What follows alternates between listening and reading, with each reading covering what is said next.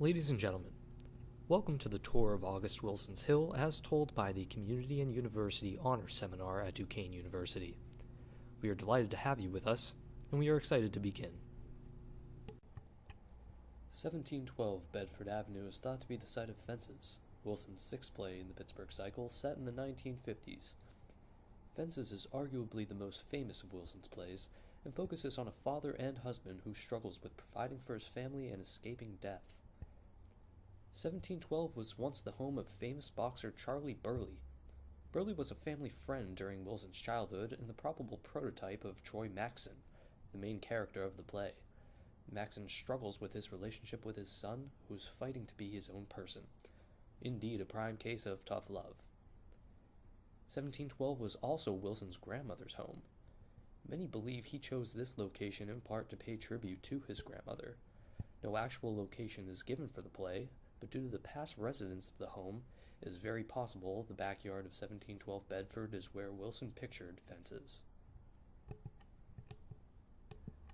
We now reach a prime location on our tour of August Wilson's Hill and reach his childhood home, 1727 Bedford Avenue. August Wilson was born Frederick August Kittle, Jr., and lived in the rear of this building during his childhood. He was one of 7 children and was born to his mother, Daisy Wilson, and father, Frederick August Kittle of Germany. The front of the building served as a market where the children often worked, and the family inhabited the entire rear of the building. At a young age, Wilson began to read African American authors who would later inspire him. He moved to several schools during his childhood, eventually dropping out due to racial threats and unchallenging coursework. He began studying at the Carnegie Library and became the only person to receive a high school diploma from there. This particular location is the site of the play Seven Guitars, the 5th of the Pittsburgh cycle, set in 1948. It features a blues singer who becomes a sudden success and struggles with becoming famous. Through the play, it is clear that Wilson is fond of the home and its Hill District location. Although the home is currently in shambles, the Daisy Wilson Artist Community is working in partnership with the Duquesne Honors College to refurbish it. Some potential uses for the home include establishing a coffee shop and developing programming to support young artists in the community. Moving up Bedford, we now reach the Miller African-Centered Academy located on 2055 Bedford. It was once known as McKelvey Elementary, a public school that also served as a community center in the evening. McKelvey School is mentioned in the play King Hedley II, the 9th play of the Pittsburgh cycle. It tells the story of an ex-convict who calls Pittsburgh his home. The convict is trying to rebuild his life and is working hard to be a respectable citizen. The academy was used as the home of the Pittsburgh Crawfords, a famous African-American baseball team. It was turned into a school for the gifted and is now an African-centered school for students from pre-K through 5th grade. It currently holds just over 300 students, 97% of which are African American, and 96% of these students are underprivileged. They are eligible for free or reduced price lunches.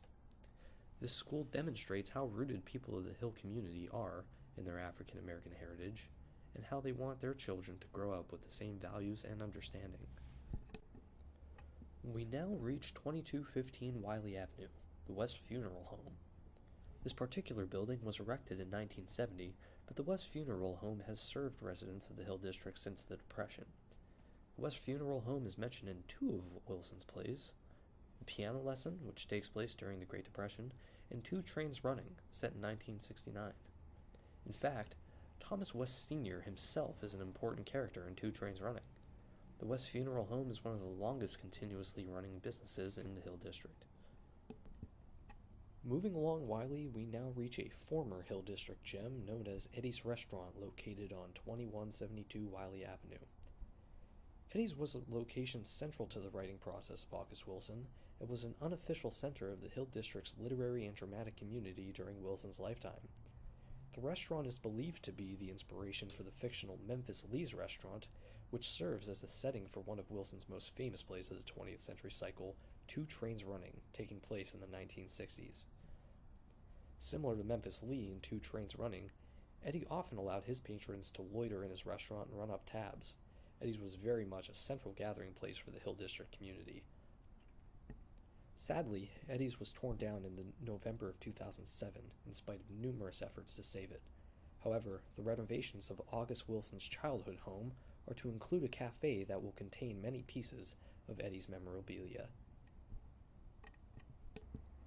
We now reach the site of another formerly popping Hill District gathering place known as Crawford's Grill. The grill was known as a night spot, a restaurant, a jazz club, and general hangout for many residents of the Hill District during its lifetime. The grill was erected and maintained by Gus Greenlee, the numbers king of the Hill District, who also owned the Negro League Baseball club, the Pittsburgh Crawfords. Greenlee is alluded to in Two Trains Running, in which one of the major characters of the story is a numbers runner. The Crawford Grill itself is mentioned both in Fences and King Henry II. The grill closed down in 2002, but there are hopes that it may open once again as a jazz club and night spot for the Hill District residents. On 2046 Wiley Avenue, we reach the site of Jitney. Jitney Station was a place where jitneys, or illegal cabs, operated out of because jitneys were the perfect business to start out of nothing, just like in August Wilson's play, Jitney. August Wilson acknowledged the economic benefit and extra income that running a jitney provided for retirees. He once said the following quote, "There were a lot of jitney stations in Pittsburgh, located in storefronts with a payphone.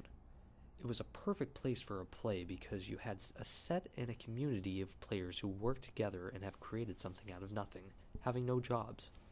They are generally older men who had jobs working in the steel mills or on the railroad. If they were lucky enough to have a pension, there was a need to supplement with additional income, so they drove jitneys. And I think they do it because they enjoy the company of each other.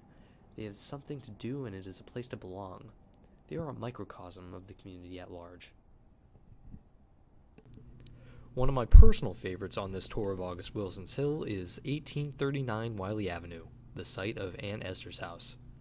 It is a place that was used in the storyline of August Wilson's play Gem of the Ocean.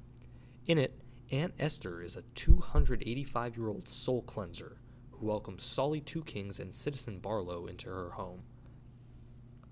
Solly Two Kings is a former slave who became a conductor for the Underground Railroad and a scout for the Union Army. Citizen Barlow is a man who seeks redemption for a crime he committed and is enlisted along with Aunt Esther's caregiver to help construct a wall. Aunt Esther sends Citizen Barlow on a spiritual journey to the mythical city of Bones in the legendary slave ship known as the Gem of the Ocean. Here, Citizen Barlow finds the redemption he is seeking. While he is off on his journey, Solly Two Kings is amidst a social struggle with Caesar, the local law enforcement constable who is unjustly persecuting the locals. Caesar ends up killing Solly Two Kings, and Citizen Barlow takes up his coat and walking stick and takes his place in guiding people to freedom along the Underground Railroad. Another play that centers around 1839 Wiley Avenue, Aunt Esther's, is Radio Golf, where Harmon Wilkes, a successful real estate developer and candidate for mayor, has a plan to revitalize the Hill District that requires him to tear down Aunt Esther's house and declare the neighborhood blighted. The issue is further complicated when he realizes that the house was acquired illegally and the owner refuses to sell it. Harmon ends up joining the protest against the demolition as he cannot just call it off from the inside of his business. Turning on to the main stretch of the Hill District, we reach the Hill House Association. The Hill House traces its heritage to the early 1900s, when two of its predecessor agencies, the Anna B. Heldman, formerly the Irene Kaufman, and Soho settlement houses, helped European immigrants and later Jewish settlers adapt to their new lives in Pittsburgh. These settlement houses were the original community centers, and here immigrants of all ages were taught basic societal lessons such as English, cooking, and so forth. In the wake of the Civil Rights Movement, a new social agency was needed. Patterned on the settlement house concept, the Hill House Association was created in 1964, the first agency to combine health, welfare, recreation, and community programs in the city's African American community. The philosophy of the Hill House is empowering individuals to change, become models for their family, and gradually reweave the community's social fabric. In 1972, the Hill House completed a new headquarters on Center Avenue. By bringing other agency partners on site, The Hill House forged the collaborative, whatever-it-takes approach seen in its work today. The historic Granada Theater in the Pittsburgh Hill District was built in 1928. It was designed by architect Louis Bellinger and originally was a Pythian temple, a fraternal order and secret society, Knights of Pythias. In the 1930s, the building was sold to Harry Hendel, who moved 2 blocks from his old Granada Theater to the new Granada Theater. The building was remodeled in 1937 by Alfred M. Marks, and it became a movie theater as well as a jazz club. This was one of the liveliest and most popular buildings in the Hill in its prime, and had legends such as Duke Ellington, Ella Fitzgerald, Count Basie, and Club Calloway perform. Now on Center Avenue, we have reached Lutz's Meat Market. Lutz's Meat Market plays a central and symbolic role in Wilson's play 2 Trains Running, wherein Mr. Lutz, who is never seen on stage, repeatedly refuses to give another character, commonly referred to as Hambone, a ham that he once promised him in return for painting a fence. Lutz's Meat Market is a reminder that the Hill District was once a very diverse neighborhood, with Polish, Irish, Yugoslavian, and Italian in addition to African American residents. While there are many reports that Lutz was a well-respected figure in the Hill District, he sold the business after it was vandalized and looted in the 1968 riots. If you look closely at the top of the building, you can still see the name Lutz inscribed into the stone. We have now reached our final destination on our tour of August Wilson's Hill and have reached the Wheel School, located on 2250 Center Avenue. In 1968, playwright Rob Penny, poet August Wilson, and actor Salah Uddin established the Black Horizon Theater in the school's auditorium for mainly black playwrights, including some of Penny's own works. August Wilson took up the task of directing since no one else was prepared to do so. He tells of how he went to the library to find a book on directing. The school is still in use today. Thank you for joining us on our tour of August Wilson's Hill, and we hope that you have an excellent day.